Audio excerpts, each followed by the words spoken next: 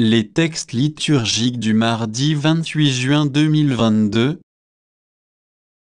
Première lecture. Quand le Seigneur Dieu a parlé, qui refuserait d'être prophète, Amos 3, 1 à 8, 4, 11 et 12. Lecture du livre du prophète Amos. Écoutez cette parole que le Seigneur prononce contre vous, fils d'Israël, contre tout le peuple qu'il a fait monter du pays d'Égypte. Je vous ai distingué, vous seuls, parmi tous les peuples de la terre, aussi je vous demanderai compte de tous vos crimes. Deux hommes font-ils route ensemble sans s'être mis d'accord? Est-ce que le lion rugit dans la forêt sans avoir de proie? Le lion sauvaté, il criait du fond de sa tanière sans avoir rien pris. L'oiseau tombe-t-il dans le filet posé à terre sans y être attiré par un appât?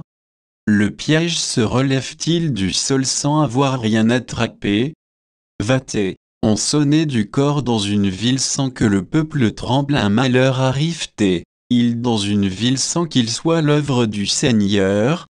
Car le Seigneur Dieu ne fait rien sans en révéler le secret à ses serviteurs les prophètes. Quand le lion a rugi, qui peut échapper à la peur?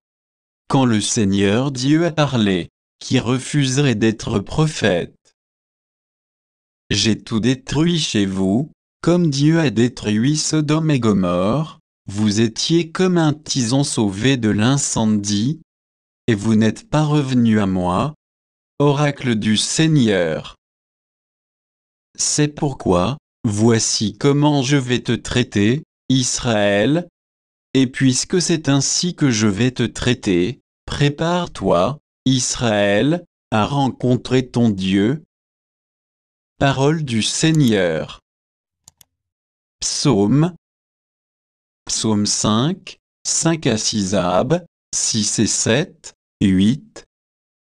Tu n'es pas un Dieu ami du mal, chez toi, le méchant n'est pas reçu. Non, l'insensé ne tient pas devant ton regard. Tu détestes tous les malfaisants, tu extermines les menteurs. L'homme de ruse et de sang, le Seigneur le hait. Pour moi, grâce à ton amour, j'accède à ta maison. Vers ton temple saint, je me prosterne, saisi de crainte. Évangile. Jésus, debout, menaça les vents et la mer, et il se fit un grand calme. Matthieu 8, 23 à 27. Évangile de Jésus-Christ selon saint Matthieu. En ce temps-là, comme Jésus montait dans la barque, ses disciples le suivirent. Et voici que la mer devint tellement agitée que la barque était recouverte par les vagues, mais lui dormait. Les disciples s'approchèrent et le réveillèrent en disant, « Seigneur, sauve, nous sommes perdus. » Mais il leur dit, « Pourquoi êtes-vous si craintifs, hommes de peu de foi ?» Alors, Jésus, debout, menaça les vents et la mer, et il se fit un grand calme. Les gens furent saisis d'étonnement et disaient, « Quel est donc celui-ci, pour que même les vents et la mer lui obéissent ?»